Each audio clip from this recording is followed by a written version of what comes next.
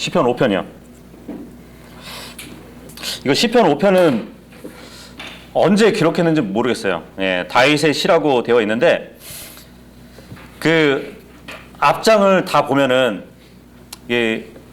다윗이 그 자기를 대항하는 사람들로부터 위협을 받고 있었던 그 상황에서 쓴 시들이거든요. 근데 그러한 점에서 보면은 시편 3편하고 4편하고 5편은 또 흡사하거든요. 그래서 아마 그때 썼던 시였다고 또 우리가 볼 수 있어요. 다윗을 대적하는 무리들이 있었잖아요, 그죠? 백성들. 자기 아들까지 다윗 아버지인데도 불구하고 자기 아들까지 대항하는 대적하는 그런 상황에 놓여 있었죠, 다윗은. 그래서 지금 이 시편 5편을 다 보면은 다윗이 이 시에서 하나님께 강력하게 호소하는 내용으로 가득 차 있습니다. 그런데 이제 그것은 악인에 대해서 정말 하나님의 강한 응징을 보여달라고, 보복해달라고, 그리고 더불어서 의인에 대한 하나님의 도우심을 간구하고 있습니다. 그러한 시를 우리가 살펴볼 것이에요. 대략적으로 지금 보면은 1절에서 3절까지 보시면 오 주여 내 말들의 귀를 기울이시고 나의 묵상하는 것을 깊이 생각하소서. 나의 왕 나의 하나님이여 내게 부르짖는 소리에 귀를 기울이소서. 내가 주께 기도하리이다. 오 주여 아침에 주께서 내 목소리를 들으시리니 아침에 내가 내 기도를 주께로 향하게 하고 위를 바라보나이다.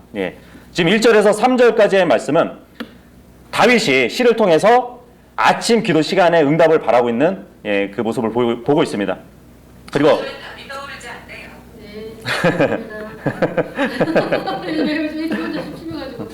그리고 다윗이 주님께 경배 드리고자 하는 그 마음의 준비를 보여주고 있어요.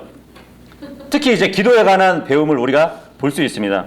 그리고 4절에서 7절까지 보시면 주께서는 사악한 것을 기뻐하는 하나님이 아니시니 악이 주와 함께 거하지 못하리이다. 어리석은 자들은 주의 눈앞에 서지 못하리니 주께서는 불법을 행하는 모든 자들을 미워하시며 거짓말하는 자들을 멸하시리이다. 주께서는 피를 흘리게 하며 속이는 자를 혐오하시리로다. 그러나 나에 관한 한 나는 주의 풍성한 긍휼을 힘입어 주의 집에 들어가고 주를 두려워하며 주의 거룩한 전을 향해 경배하리이다. 4절에서 7절까지 보면은 다윗이 아침 기도 시간에 자신은 하나님의 사랑을 입은 사람 중에 하나지만 사악한 자는 본질적으로 하나님과 원수다. 이것을 강조하고 있어요. 그래서 사악한 자는 하나님의 집에 들어가지 못하고 하나님께 경배할 수 없지만 다윗 자신은 그들과 다르게 하나님의 긍휼을 얻고 두려워하는 자이기 때문에 거룩한 주님의 성전에 들어갈 수 있다고 확신하는 그 구절이라고 볼 수 있어요. 그리고 8절에서 10절까지 보시면 오 주여 내 원수들로 인해 주의 의 안에서 나를 인도하시고 내 얼굴 앞에서 주의 길을 곧게 하소서. 그들의 입에는 신실함이 없고 그들의 속 부분은 사악함 바로 그 자체이며 그들의 목구멍은 열린 돌무덤이요 자기들은 자기 혀로 아첨하나이다. 오 하나님이여 주께서 그들을 멸하사 그들이 자기 꾀에 넘어지게 하시고 그들의 많은 범법들로 인해 그들을 내쫓으소서. 그들이 주를 거역하였나이다. 여기서는 이제 다윗이 주님 앞에 사악한 자들은 이러한 자들이니까 그들을 심판해 주십시오 하는 기도가 들어가 있고요. 그리고 11절에서 12절까지 보시면 그러나 주를 신뢰하는 모든 자들은 기뻐하며 주께서 그들을 보호하심으로 인해 항상 기뻐 외치게 하소서. 주의 이름을 사랑하는 자들도 주를 기뻐하게 하소서. 주여 주께서 의로운 자에게 복을 주시고 방패로 하시듯 호의로 그를 감싸리이다. 이렇게 말하고 있습니다. 그러니까 더 나아가서 하나님께 피하는 자에게 하나님을 피난처로 두고 피하는 자에게는 하나님의 복이 임할 것을 확신하는 그 내용으로 마무리를 하고 있어요. 그래서 우리가 이제 1절부터 한번 쭉 살펴보도록 할게요. 여기 1절 보기 전에 보면 위에 제목이 써있죠. 느힐롯에 맞추어 악장에게 준 다윗의 시 이렇게 되어 있습니다. 이 느힐롯 이것은 이제 히브리어 단어 뜻이 뭐냐면 위대한 유산이라는 뜻이 있어요. 근데 우리가 사편에 보면은 사편 제목에 보면은 어떻게 시작하죠? 느기노에 맞추어 악장에게 준 다윗의 시 이렇게 시작하죠. 여기서 느기노 우리가 저번 시간에 나눠봤는데 느기노은 현악기를 얘기합니다. 현악기. 줄이 달린 악기로 연주했던 예, 그 시를 얘기하거든요. 근데 지금 5편의 느힐롯, 예, 이것은 관악기를 얘기해요. 예, 관악기를 가지고, 그러니까 필이나 플룻 같은 게 관악기잖아요, 그죠? 예, 그걸로 찬양을 들었던 시라고 보시면 됩니다. 예, 그래서 제목이 그렇게 되어 있고, 1절을 한번 다 같이 한번 읽어볼게요. 1절 시작. 오 주여, 내 말들의 귀를 기울이시고 나의 묵상하는 것을 깊이 생각하소서. 네, 나의 말들의 귀를 기울여 달라고 지금 다윗이 하나님께 기도하고 있습니다. 우리는 주님의 말씀을 뭘로 보죠? 네, 물론 이제 소리로 들을 수는 없지만 주님의 기록된 말씀으로 보잖아요, 그죠? 그 기록된 말씀에서 단어들을 통해서, 그죠? 우리가 주님께 반응하는 자들이잖아요. 이 성경 말씀의 단어들로 인해서 우리가 주님의 말씀을 듣는단 말이죠. 근데 지금 다윗은 나의 말들의 귀를 기울이시며, 이 말은 주님도 우리의 말, 우리의 워드를 들으시는 분이에요. 예. 그러니까 이 단어라는 말, 이 단어가 없이는 서로 대화할 수가 없잖아요, 그죠? 예. 우리도 주님의 말씀의 단어를 통해서 반응하지만 주님 또한 우리의 기도를 들으실 때는 우리의 단어를 통해서 들으시는 분이란 말이에요. 그렇기 때문에 우리가 주님께 기도할 때는 정말 또박또박 의미 있는, 예, 그 언어로 주님께 기도를 해야 되는 것이죠. 고린도전서 14장 14절로 가시면, 이는 내가 알지 못하는 타 언어로 기도하면, 예, 타 언어, 그러니까 외국어란 말이죠. 나의 영은 기도하지만 나의 이해하는 것은 열매를 맺지 못하기 때문이라, 이 말을 하고 있습니다. 내가 주님께 기도할 때는 내가 아는 내 언어로 주님께 기도를 해야 돼요. 근데 내가 뜻을 모르는 외국어로 주님께 기도한다 그러면은 나의 지각은 열매를 맺지 못하는 것이에요. 내가 무슨 말을 하는지도 모르고 주님께 기도하는 거잖아요. 예.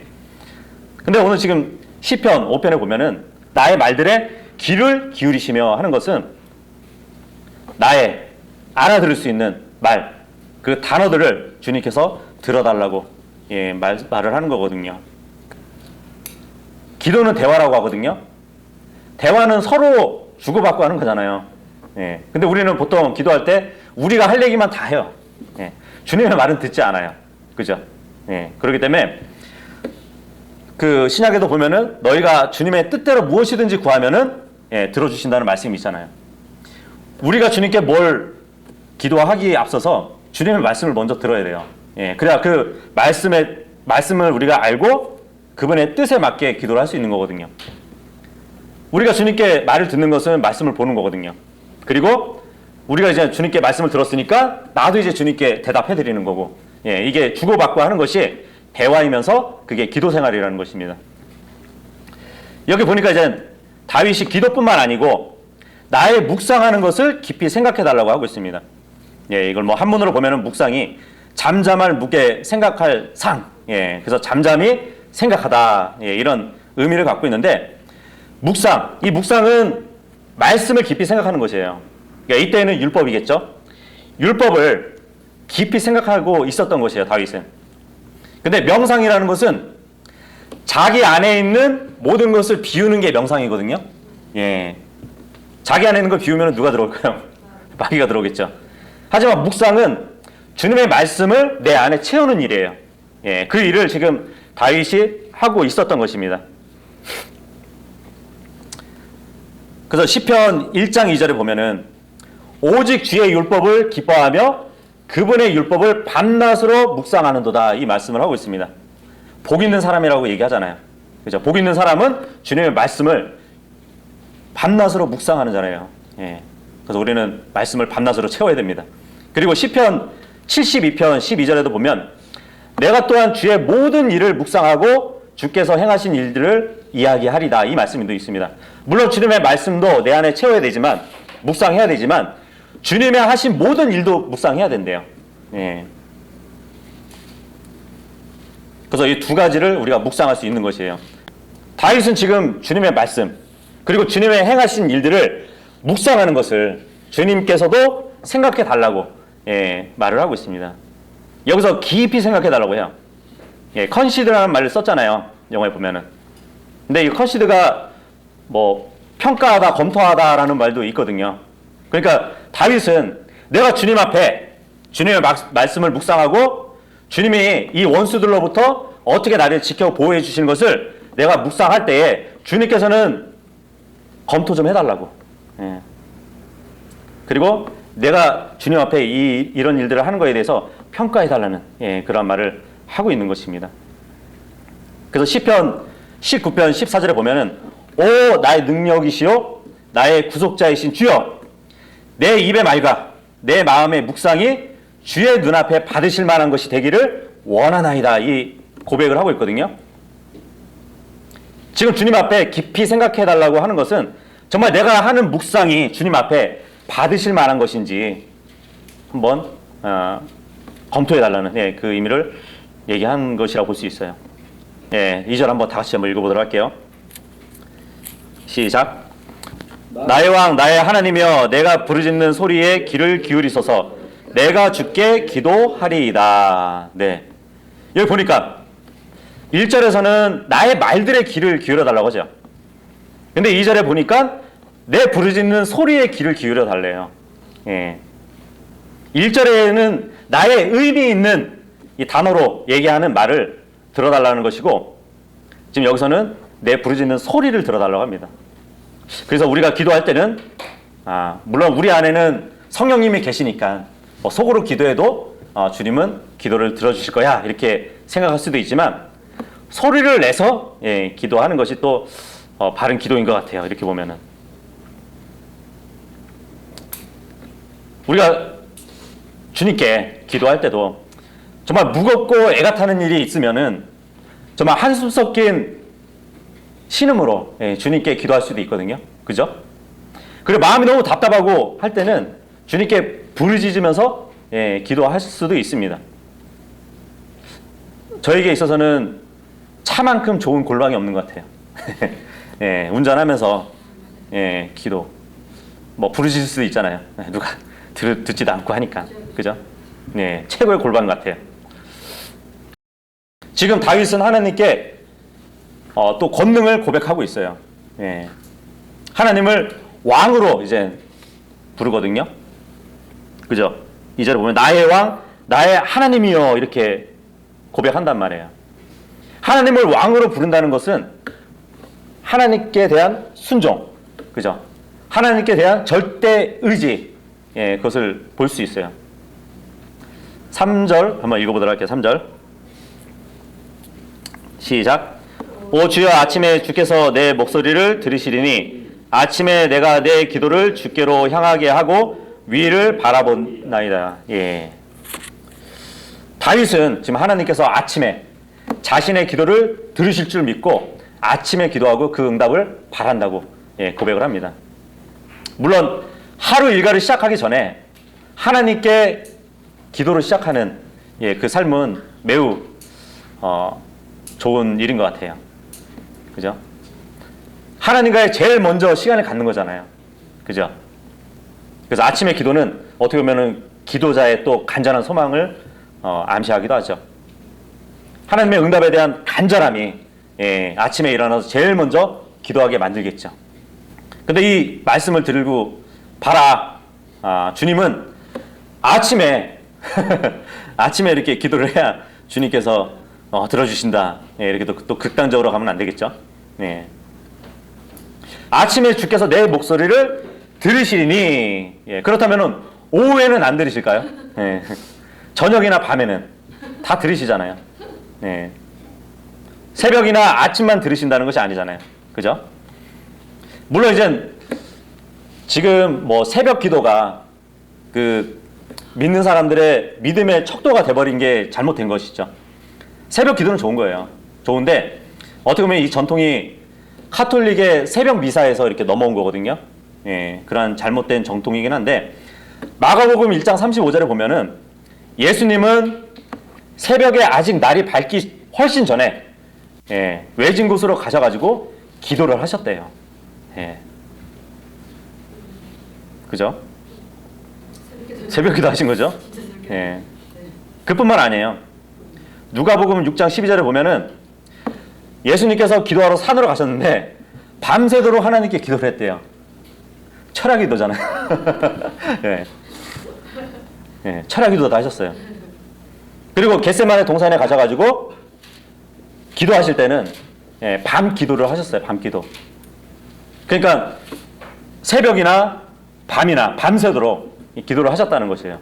그래서 기도는 무시로 해야 된다는 것이 맞는 것이죠. 그죠? 그래서 예수님이 그런 말씀을 하시거든요. 제자들한테. 사람의 아들 앞에 서기에 합당한 자로 여김을 받으려면 항상 기도하며 깨어 있으래요. 네. 항상 기도해야 되는 것이죠. 아침이고 점심이고 저녁이고 밤이고 따질 것이 아니라, 그래서 데살로니가전서 5장 17절에도 보면은 항상 기뻐하라. 또 쉬지 말고 기도하라. 예. 그러니까 쉬지 말고 기도하라는 말은 뭐 진짜 막 숨 쉴 시간도 안 갖고 쉬지 말고 하라는 말이 아니잖아요. 예. 늘 하라는 말씀이잖아요. 그죠? 예. 근데 다윗이 지금 요 3절에 보면은 아침에 주께서 내 목소리를 들으시리니 했다고 해서 다윗도 아침에만 기도를 드렸던 것은 아니에요. 시편 55편 17절에 보면 저녁과 아침과 정오에 내가 기도하고 크게 부르짖으니 그분께서 내 음성을 들으시리로다. 이 말을 다윗이 했습니다. 저녁, 아침, 정오에 내가 주님께 기도한다고 예, 고백을 했단 말이에요. 그러니까 다윗은 아침에 기도하고 하루 종일 하나님의 응답에 대한 기대와 소망을 갖고 살았던 인물이라고 볼 수 있습니다. 근데 이러한 의미에서도 첫 시간을 하나님과 대화하는 시간으로 가졌다는 것은 우리 성도들의 신앙생활에 있어서 큰 유익을 끼치는 삶을 보여주기도 하죠. 기도로 시작한 하루의 삶은 정말 하나님의 인도 그 자체일 것이에요. 은혜를 체험하는 그러한 영적인 삶을 살아갈 수 있을 것입니다. 그 다니엘서에 보면은 다리오 법이 있었죠. 그 다리오 왕이 이제부터 30일 동안 누구든지 왕 외에 어떤 신에게 또 어떤 사람에게 무엇을 구하든지 그러면은 사자굴에 넣어버린다는 그런 칙령을 만들었잖아요. 그런데도 불구하고 다니엘 6장 10절에 보면은 자기 집에 들어가서 자기 방에서 예루살렘을 향하여서 창문을 열고 전에 하던 대로, 이게 중요해요. 예. 갑자기 기도하는 것이 아니라 전에 하던 대로 하루에 3번씩 무릎을 꿇고 기도했다고 합니다. 예. 그래서 하나님께 감사를 드렸다고 해요.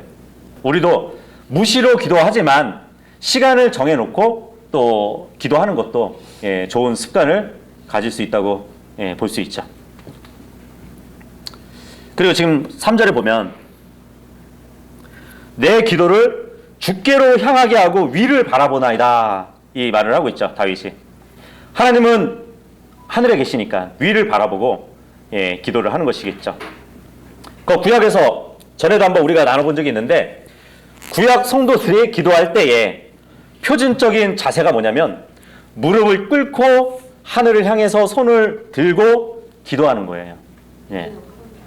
네? 지금도 그렇게 하나요, 참? 그렇군요. 그 열왕기상 8장 54절에 보면은 그런 모습이 나타나거든요. 솔로몬이 이 모든 기도와 강구로 주께 기도하기를 마친 뒤 하늘을 향해 자기 손들을 펼친 채 무릎을 꿇는 자세를 고치고 주의 제단 앞에 일어나 서서 큰 목소리로 이스라엘 온 회중을 축복하며 이르되, 이렇게 얘기를 하는데, 그러니까 기도를 마칠 때 이 행동은 기도를 할 때 이런 자세를 취했다는 것이잖아요. 그죠? 자기 손을 펼친 채 무릎을 꿇고 기도를 했다는 것이잖아요. 예. 이게 바로 구약에 기도할 때의 표준적인 자세였어요. 근데 그 손을 어떻게 들까요? 이거 어떻게 알았어요? 밑에는 이렇게 한다니까요. 그래요? 봤어요? 맨날 이렇게 하고 있잖아요. 시편 141편. 그 모양새가 또 성경에 나오잖아요. 시편 141편 2절에 보면 내 기도가 주 앞에 향같이 놓이게 하시며 내 손을 들어 올림이 저녁 희생물 같게 하소서. 네. 여러분들 손에 한번 희생물을 들어보세요. 주님께 드릴 희생물 한번 들어보라고요. 들었어요? 그 손을 올려봐요. 이 모습이죠. 그 모습이란 말이죠. 무릎 꿇고. 네.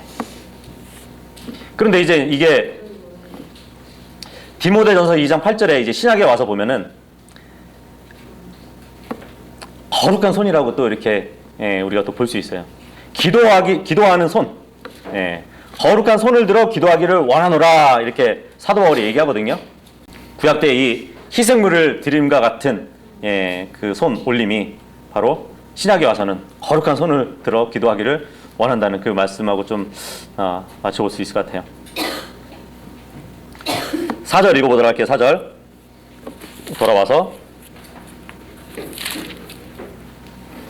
읽겠습니다. 시작. 주께서는 사악한 것을 기뻐하는 하나님이 아니시니 악이 주와 함께 거하지 못하리이다. 다윗은 지금 하나님의 거룩하신 속성에 대해서 고백을 하고 있어요. 사악한 것을 기뻐하지 아니하시는 하나님이라고. 하박국 1장 13절에 그렇게 기록을 하거든요. 주께서는 눈이 정결하심으로 차마 악을 보지 못하시며 차마 불법을 보지 못하시거늘 어찌하여 속이는 자들이 바라만 보시고 사악한 자가 자기보다 더 의로운 자를 삼키는데도 주의 혀를 억제하시나이까. 주님의 눈이 너무 정결하셔가지고 악을 보지 못하신대요. 불법을 보지 못하신대요. 어떻게 보면 이건 가끔 죄를 짓는 우리에게 있어서도 위로가 되는 말씀이에요. 주님이 불꽃 같은 눈동자로 우리를 일수일투족 한 번도 놓치지 않고 보고 있다고 생각해 보세요. 우리는 가끔 부끄러운 짓을 저지를 수 있거든요. 그렇죠. 은밀한 죄를 저지른단 말이에요. 하지만 주님은 차마 악을 보지 못하셔요. 불법을 보지 못하시기 때문에 우리가 그나마 이제 좀 덜 주님 앞에 덜 부끄러울 수도 있어요. 그래서 하나님의 성품 가운데서는 그분의 거룩한 법에 위배되는 그런 것들을 가증히 여기시는 것들이 있다는 것입니다. 5절 읽어보도록 할게요. 5절이요. 시작. 어리석은 자들은 주의 눈앞에 서지 못하리니 주께서는 불법을 행하는 모든 자들을 미워하시며. 4절에 보면은 하나님은 사악한 것을 기뻐하지 않으신다고 그랬잖아요. 그죠? 근데 5절 보니까 사람이 행한 불법들을 미워하시는 것뿐만 아니라 불법을 행하는 자들을 미워하신대요. 불법. 시편 32편 2절의 불법을 로마서 4장 8절에서 죄라고 해석을 해줘요.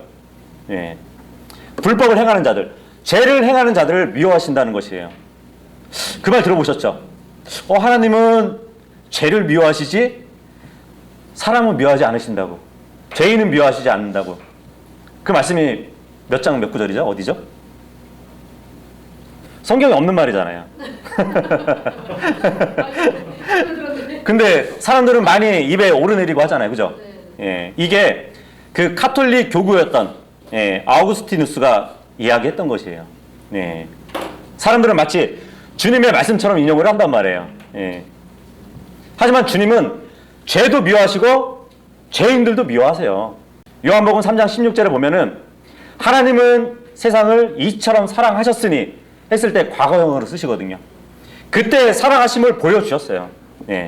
그렇기 때문에 지금에 와서는 이 세상을 어떻게 바라보시냐면 이미 주님께서 사랑하셔서 자기 아들을 보내주셨잖아요.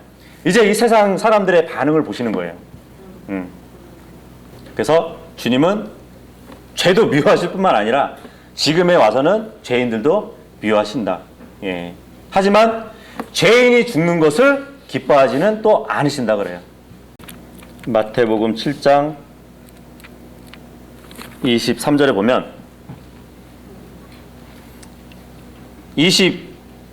22절부터 읽어보면 그날에 많은 사람들이 내게 이르기를 주여 주여 우리가 주의 이름으로 대언하지 아니하였나이까 주의 이름으로 마귀들을 내쫓지 아니하였나이까 주의 이름으로 많은 놀라운 일들을 행하지 아니하였나이까 하리니 그때 내가 그들에게 밝히 말하되 내가 너희를 결코 알지 못하였노라. 예.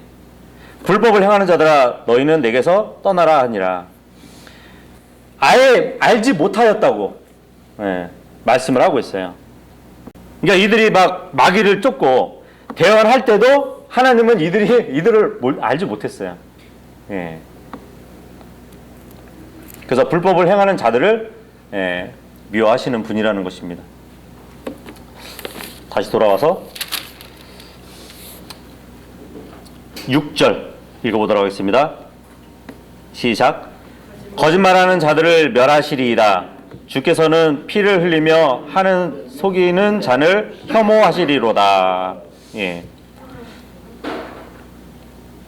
거짓말하는 자하고 살인자들은 하나님께 합당치 못하다고 지금 말을 하고 있죠.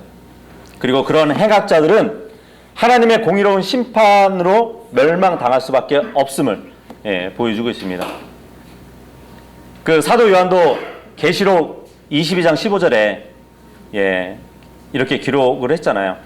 살인자들과 거짓말을 좋아하며 지어내는 자들마다 새 예루살렘 도시 밖에 있을 것이라고 그렇게 기록을 하고 있습니다. 그래서 주님은 거짓말하는 자들과 피 흘리게 하는 자들, 살인자들을 또 이렇게 미워하시는 것을 말씀해 주시고 있습니다.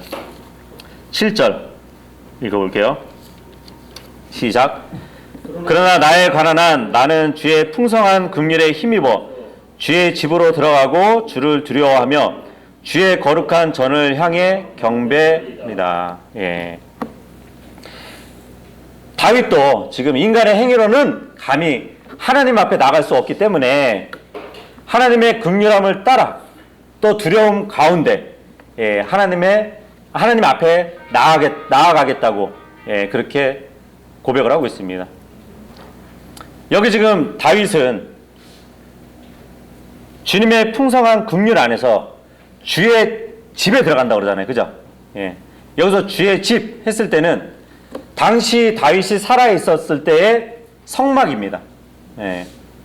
아직까지 솔로몬의 성전이 지어지지 않았을 때거든요. 그리고 그 뒤에 보면은 주의 집으로 들어가고 주의 거룩한 전을 향해 경배하리라. 이 거룩한 전은 성막 속에 있는 지성소를 말하는 것이에요. 우리는 하나님의 성전이잖아요. 그죠? 그래서 우리는 정말 하나님의 긍휼을 이미 얻었고 필요한 때에 도우시는 그 은혜를 얻기 위해서 은혜의 왕자로 담대하게 나갈 수 있는 자들인 것이죠. 우리는 공의의 재판장으로 끌려가는 자들이 아니에요. 그 성전은 긍휼의 자리예요. 초대받아서 가는 사람들처럼 우리는 성전에 기쁘게 나가야 됩니다. 그러면 주님은 우리를 높여주시고 또 그 사랑이 넘치는 그 안에서 정말 은혜로 우리를 다스리실 것이에요. 8절을 한번 보도록 하겠습니다. 8절 읽어볼게요. 시작. 오 주여 내 원소들로 인해 주의 의 안에서 나를 인도하시고 내 얼굴 앞에서 주의 길을 곧게 하소서. 다윗은 자신의 원수들, 그 원수들이 자신을 회방하고 핍박할지라도 하나님의 뜻이 반드시 이루어질 것을 지금 소망하고 있어요. 하나님께서는 그 의인들을 높여주시기 위해서 악한 자들을 쓰시기도 하거든요. 다윗도 마찬가지로 자기를 대적하는 백성들이 있었고 자기를 대적하는 아들이 있었잖아요. 왜냐하면 주님이 다윗을 높여주시기 위해서 그들을 사용하시는 것이에요. 그 욥도 그렇죠. 욥도 보면은 자기 친구들이 옆에서 위로한답시고 하지만 어떻게 보면은 육체적으로도 고난을 당했고 그죠? 정신적으로도 마음적으로도 고난을 당했단 말이죠.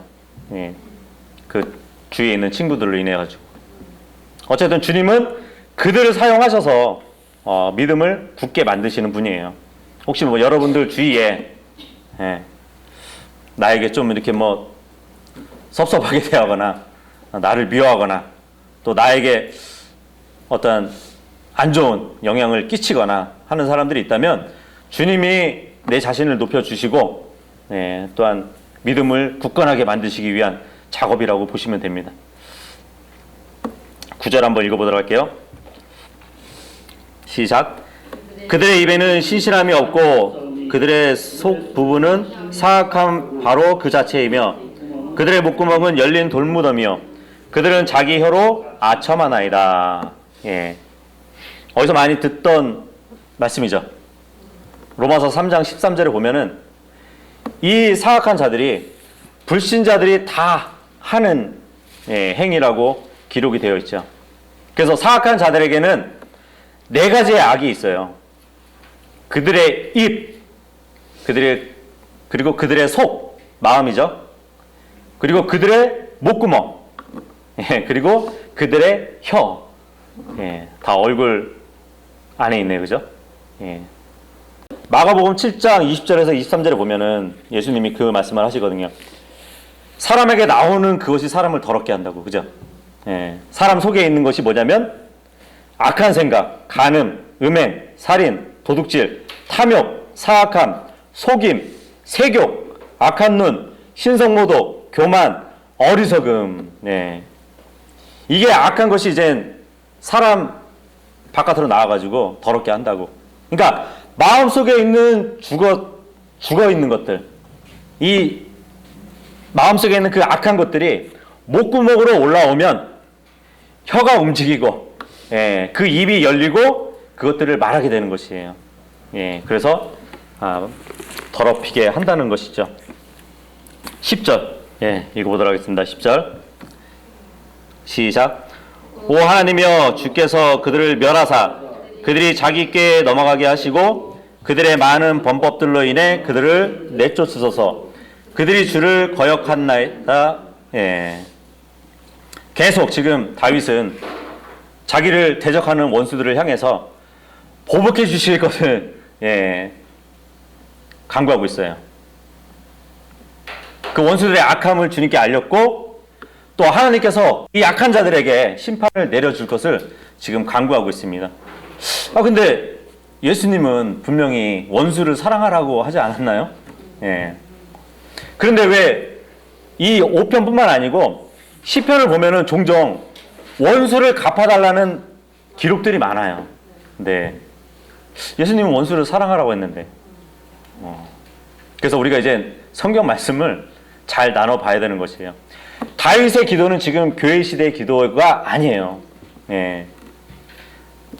지금 이 시대, 교회 시대의 기도와 구분 지어야 됩니다. 구약에 있어서는 율법을 어기는 자들을 심판해 달라고 하는 기도의 권리가 있었어요. 이스라엘 백성에게는 당연히 있었어요. 그리고 하나님의 백성을 괴롭히는 자들을 원수 갚아달라고 하는 기도도 요구할 수 있는 권리가 유대인들에게 있었습니다. 지금 다윗은 원수들에 대한 고소를 하고 있잖아요. 하나님께. 그들의 악행뿐만 아니고 하나님을 거역한 것 때문이라고 말을 하고 있습니다. 그래서 지금 10절에 그들이 주를 거역하였나이다 말씀을 하잖아요. 율법을 어기는 자들 그리고 하나님을 대적하는 자들은 원수를 갚아달라고 하는 그러한 기도의 권리가 요구할 수 있는 권리가 있었다는 것이에요. 지금 다윗은 그것을 들어 기도를 하고 있는 것입니다. 창세기 12장 3절에 보면은 주님이 아브라함에게 하셨던 약속 중에 하나가 너를 축복하는 자들에게 내가 복을 주고 너를 저주하는 자들에게 내가 저주를 내리니 이 약속을 하셨단 말이에요. 다윗은 그 약속을 알고 있었어요. 나에게 저주하는 자들을 저주해 주십시오. 그 기도를 하는 것이에요. 공의로 판단해 주실 것을 주님께 지금 간구하고 있습니다. 그래서 구약의 율법 하에서 하나님의 율법을 사랑하는 자를 박해하고 또 하나님의 말씀을 무시하는 자들에 대해서 의에 대한 심판을 내리시기를 구하는 것은 오히려 하나님의 의를 드러내는 일이기도 했습니다. 예, 다윗은 그 기도를 하고 있는 것이에요. 근데 이것은 앞으로도 이제 대환란 때 적그리스도를 따르는 악한 자들의 그 모형이란 말이에요. 그 다윗을 대적하는 자들은 어떻게 보면 다윗은 대환란 때에 남겨진 이스라엘 백성이에요. 그리고 다윗을 대적하는 자들은 그러니까 압살롬 같으면은 적그리스도고 그 압살롬을 따르면서 다윗을 대적하는 자들은 적그리스도를 따르는 무리들이라고 이렇게 적용해 보시면 됩니다. 그러한 자들을 심판해 달라고 기도를 하는 것과 마찬가지예요. 그 계시록 6장 11절을 한번 보도록 할게요. 이 계시록에도 보면은 지금 다윗과 같은 기도를 하고 있는 장면을 볼 수 있거든요.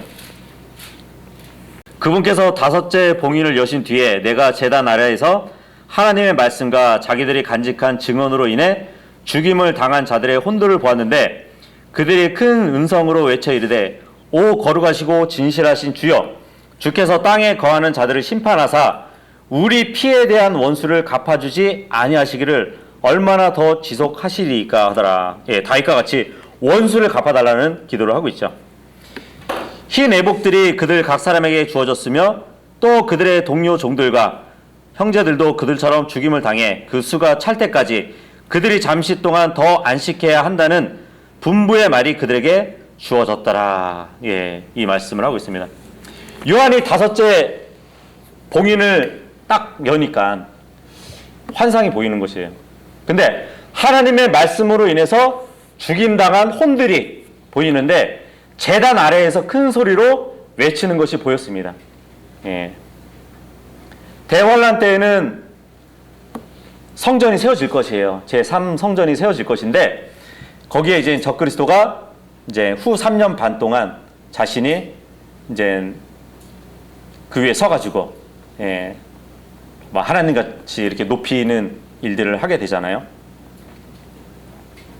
근데 지금 목이 잘려서 순교한 자들이 제단 밑에 있대요. 그때 생길 성전 제단 아래로 땅을 깊이 들어가면은 아브라함의 품이 있습니다. 지금은 그 아브라함의 품이 비어 있죠. 낙원이 비어 있잖아요. 구약 성도들은 이미 예수님이 다 데려가셨는데 대환란 때 이제 그 비어 있는 낙원이 이제 또 환란 성도들로 인해서 채워질 겁니다. 그들이 지금 부르짖고 있는 것이에요. 우리의 피에 대한 원수를 갚아달라고. 마치 아벨이 가인한테 죽고 나서 그 아벨의 핏소리가 땅에서 주님께 부르짖었다는 그 말씀이 있거든요. 창세기 4장 10절에 그런 말씀과 또 대비가 되죠. 근데 이제 주님은 순교자들의 숫자가 채워지면 그들을 박해했던 압제자들, 그들을 공의로운 심판을 내리실 겁니다. 지금 이 목이 잘린 사람들, 이 목이 잘린 사람들은 유대인들이에요. 유대인들인데 이때에는 그 사람들의 목을 잘라서 피가 흐를 거 아니에요. 그 피를 음료 헌물로 사용되어질 거라고 이제 시편 16장 4절하고 에레미야서 7장 18절에 이제 기록되어 있습니다. 그 피를 음료 헌물로 적그리스도에게 바쳐질 것이라고 말씀이 기록되어 있어요. 어쨌든 그 다윗이 그 대적자들을 원수들을 원수 갚아달라고 하는 그 기도와 마찬가지로 앞으로 대환란 때도 그러한 기도가 있을 것이라는 겁니다. 근데 지금은 그런 기도를 할 수가 없죠. 그죠? 왜냐하면 우리에게 있어서는 원수 갚는 일이 주님께 있기 때문에 우리는 그 진노하심을 우리도 물론 맡기는 자들이기 때문에 우리는 그들을 용서해 달라고 기도를 해야 돼요. 무작정 원수 갚아달라고 하는 것이 아니라 예수님도 십자가상에서 저들을 용서해 달라고 그랬거든요. 스데반 집사도 돌로 맞아 죽을 때도 저들을 용서해 달라고 그렇게 기도를 했단 말이죠. 이 원수를 갚아주세요 하지 않았단 말이죠. 이 신약 성도들에게 있어서는 기도가 원수를 용서해 달라는 그 기도를 해야 되는 것이 지금의 기도예요. 근데 여기 보니까 지금 이 원수들, 대적자들이 자기 꾀에 넘어지게 해달라고 기도를 하고 있습니다. 자기 꾀에 넘어가달라. 그죠? 성경에 보면은 자기 꾀에 넘어간 사람들이 몇 나오죠? 혹시 아도니베섹이라고 아세요? 모르세요? 그 여호수아서에서 보면은 70명의 왕을 쳐부수고 나서 그 엄지 손가락하고 엄지 발가락을 잘랐던 왕이 있어요. 아도니베섹이라고.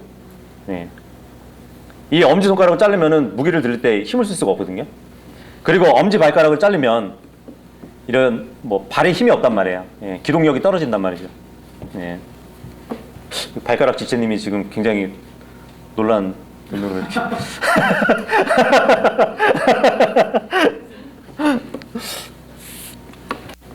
그런데 그 아도니베섹이 이제 유다 지파한테 잡혔어요. 잡혔을 때 그런 얘기를 해요. 내가 70명의 왕을 잡아가지고 그 수족의 엄지 손가락하고 엄지 발가락을 잘라놓고 내 상 아래에서 먹을 것을 죽게 만들었다고 그렇게 얘기를 하거든요. 근데 결국 그 왕이 엄지 손가락과 엄지 발가락이 잘리게 되죠. 나중에. 그리고 파라오 같은 경우도 마찬가지죠. 파라오는 모세가 태어날 그 나이대에 2살 아래의 남아들을 다 그죠? 죽였잖아요. 나일강에 빠뜨려 죽였단 말이에요. 근데 나중에 이스라엘 백성을 쫓다가 어떻게 됐죠? 홍해 바다에서 익사하고 말았죠. 그죠? 그리고 이제 그 유다 백성의 마지막 왕이었던 시드기야. 시드기야 때에 대언자 에레미야가 있었죠. 근데 다른 대언자들은 다 뭐 바벨론하고 전쟁하면 이긴다 그러는데 에레미야는 종이 될 거라고 포로로 잡혀갈 것이라고 자꾸 대언했단 말이에요. 그러니까 굉장히 밉상이 된 거죠. 그래가지고 결국 감옥에 가둬버리거든요. 근데 나중에 시드기야가 이제 결국 진짜 바벨론에게 정복당하고 나서 눈까지 뽑히면서 쇠사슬에 묶여가지고 바벨론에서 끌려가가지고 죽는 날까지 감옥에서 갇혀버리게 됩니다. 유대인들도 그렇죠. 유대인들도 예수님을 십자가에 처형하소서 하면서 예수님을 십자가에 못 박아 달라고 그 로마에 호소를 했었잖아요. 근데 AD 70년 때 로마 티투스 장군이 예루살렘을 포위하고 이제 정복을 했을 때 예루살렘 밖에 있던 500명의 유대인들이 다 십자가에 매달려 죽었던 역사적 사건이 있습니다. 자기 메시아를 십자가에 처형해달라고 해놓고 나중에 그들이 십자가에 처형당했던 것이에요. 그래서 시편 7장 15절에도 보면 그런 말씀이 있거든요. 그가 구덩이를 만들고 그것을 파더니 자기가 만든 도랑에 빠졌도다. 다윗의 기도가 그거거든요. 그들이 자기 꾀에 넘어가게 해달라고. 11절하고 12절 같이 읽어보도록 하겠습니다. 시작. 그러나 주를 신뢰하는 모든 자들은 기뻐하며 주께서 그들을 보호하심으로 인해 항상 기뻐 외치게 하소서. 주의 이름을 사랑하는 자들도 주를 기뻐하게 하소서. 주여, 주께서는 의로운 자에게 복을 주시고 방패로 하시듯 호의로 그를 감싸시리이다. 이 본문의 시 5편은 교리적 위치가 이제 대환란 때라는 것. 그래서 말씀드렸는데 다윗은 유대인 환란 성도, 그리고 이 사악한 원수들은 적그리스도와 적그리스도를 따르는 자들로 적용해 보라고 말씀드렸습니다. 유대인들은 환란 때에 주님을 피난처로 두고 주님의 보호를 받는 자들이에요. 그래서 그 보호하심에 따라서 기쁨과 행복을 노래하면서 3년 반 동안 그 보호하심에 주님의 날개 안에서 지낼 자들입니다. 그래서 세상의 원수들로부터 안전하게 보호받을 민족이에요. 정말 하나님은 죄악과 함께하지 않으시는 분이십니다. 그래서 지금의 신약 성도들은 언제나 예수 그리스도의 보혈을 의지해서 정말 깨끗함을 입고 하나님께 나가야 돼요. 예. 사탄은 항상 믿는 자를 넘어뜨리려고 우는 사자와 같이 달려들고 그러죠.